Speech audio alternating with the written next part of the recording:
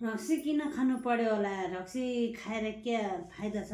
रक्सी खानी न हो बट उयो खानु बरु फ्रुटी खानु। यिनले के फाइदा गर्छ यो पानी? त्यही एकछिन मल्लो भयो भइगयो। यसले के फाइदा गर्छ त अनि? हो यही त ज्याभनी यहाँ शरीरमा ताकत दिने बल दिने भन्ने कुरा। अनि शरीरमा ताकत बल पनि दिदो, आफ्ना बालबच्चा भविष्य पनि हपाड्दो। बालबच्चा भविष्य हबिने वाले मान्छे कत्तो कह गरे सब्रिँदैन देश विदेश ए रक्सी खाले सब्रिन्छ अरे।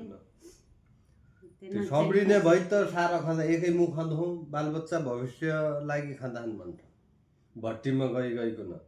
बालबच्चा भट्टीमा गएर बालबच्चा भविष्य सबिने भए मान्छे त्यही व्यापार गर्दा त्यही उ गर्दा त भट्टी कैसा कुरा दियो काने तेरा खोरा ढोल लाग्ने।